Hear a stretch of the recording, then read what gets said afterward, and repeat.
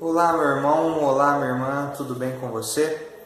Para a nossa devocional de hoje, eu gostaria de te convidar à leitura de Colossenses capítulo 1, do versículo 15 até o versículo 23. Vou estar lendo aqui na nova versão transformadora. Diz assim, Colossenses 1, do 15 ao 23. O Filho é a imagem do Deus invisível e é supremo sobre toda a criação. Pois, por meio dele, todas as coisas foram criadas, tanto nos céus como na terra. Todas as coisas que podemos ver e as que não podemos ver, como os tronos, reinos, governantes e as autoridades do mundo invisível. Tudo foi criado por meio dele e para ele.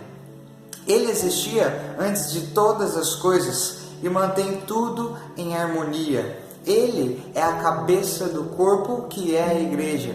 Ele é o princípio supremo sobre os que ressuscitam dos mortos. Portanto, ele é o primeiro em tudo, pois foi do agrado do Pai que toda a plenitude habitasse no Filho. E, por meio dele, o Pai reconciliou consigo todas as coisas. Por meio do sangue do Filho na cruz, o Pai fez as pazes com todas as coisas, tanto nos céus como na terra.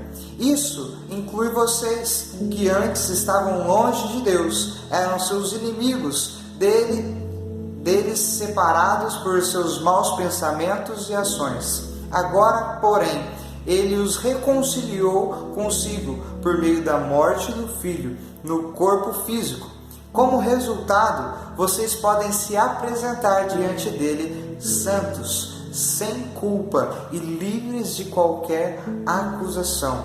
É preciso, porém, que continuem a crer nessa verdade e nela permaneçam firmes. Não se afastem da esperança que receberam quando ouviram as boas novas, que foram anunciadas em todo o mundo e que eu, Paulo, fui designado servo para proclamar. Durante esse mês, quero te convidar a falarmos sobre o amor sacrificial. Este é o doce mês da Páscoa, que juntos comemoramos a ressurreição de Jesus Cristo. Quero te convidar nesse mês a olhar para o sacrifício de Jesus e aprendermos a andar em semelhança com Ele. Hoje é o Domingo da Paixão, ou como mais conhecido, Domingo de Ramos.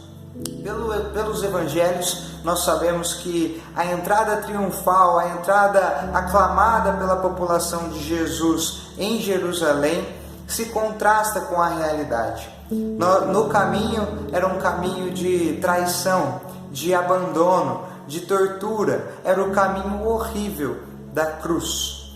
Paulo, neste texto de Colossenses, demonstra muito bem este contraste. O Jesus Supremo, autor de todas as coisas, autor da criação, a razão pela qual tudo existe, é o Cristo que se despiu de toda a glória para nos reconciliar com Deus. E o que o sacrifício de Jesus representa para nós ainda hoje? Em primeiro lugar, gostaria de dizer que Cristo é a imagem de Deus. O versículo 15 diz assim: o Filho é a imagem do Deus invisível e é supremo sobre toda a criação. Paulo procurou logo de início reforçar essa supremacia de Cristo. Ele é o autor de toda a criação, é supremo na terra e no mundo espiritual, é o cabeça da igreja. É através dele que tudo se mantém em harmonia. Ele é a imagem do Deus invisível.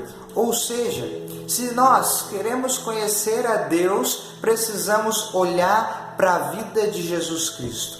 A vida de Jesus mostra quem Deus é. John Stott diz assim: se afirmamos ser cristãos, devemos ser como Cristo. Nós somos chamados de cristãos. Isso significa pequeno Cristo. O papel de um pequeno Cristo é ser a imagem de Deus na terra. Isso não é impor os valores cristãos na sociedade, mas buscar um arrependimento individual que nos leve à semelhança com Cristo. Nosso papel é manter a vida em harmonia por meio do cuidado, do amor, da proteção sobre toda a criação. Em segundo lugar, quero te dizer que Cristo nos reconcilia através da sua morte. Versículo 21 e 22 dizem assim: Isso inclui vocês, que antes estavam longe de Deus, eram seus inimigos, dele separados por seus maus pensamentos e ações. Agora, porém, ele os reconciliou consigo por meio da morte do Filho no corpo físico. Como resultado, vocês podem se apresentar diante dele, santos, sem culpa e livres de qualquer acusação. A vida de Jesus foi baseada na sua missão, nos reconciliar com Deus. Desde Gênesis 3, pela queda, a narrativa mostra que o ser humano se afastou de Deus. Paulo demonstra essa inimizade e separação, porém já superada na obra de Jesus Cristo, essa obra reconciliadora. Qual foi o custo disso? Foi o custo de sangue, foi a morte, foi a entrega da vida. E qual o resultado disso? Foi que ele nos fez inculpáveis. Gustav Aulen diz assim: a vitória de Cristo mediante a entrega de si mesmo é o meio pelo qual Deus se harmoniza e reconcilia o mundo consigo mesmo. O autor ainda chama isso de a autoentrega do amor divino. Essa autoentrega de Jesus do amor nos reconcilia com Deus, nos faz inculpáveis.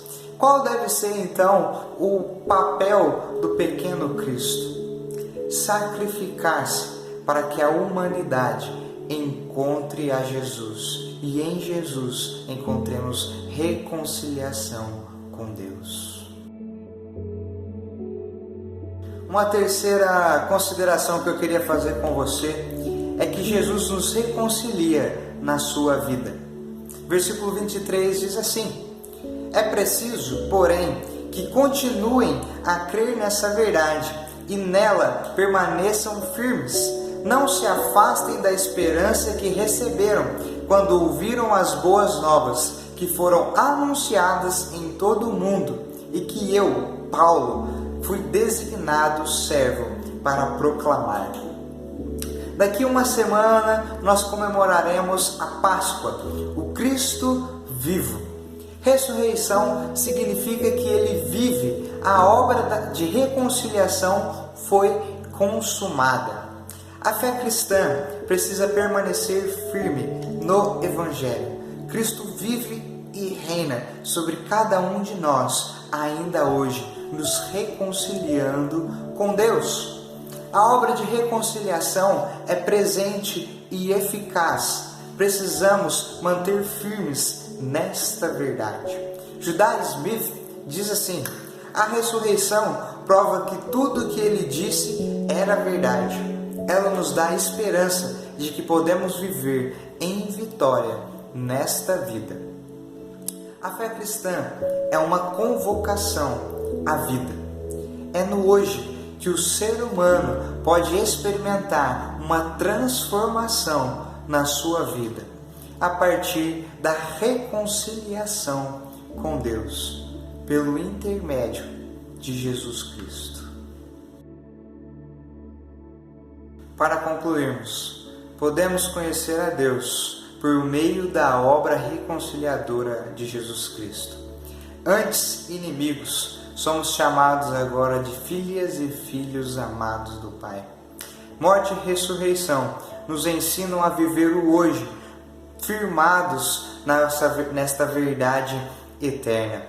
Ao entrarmos na Semana Santa, lembremos do Jesus que entra em Jerusalém, reverenciado pelos homens, mas caminha para a autoentrega do amor.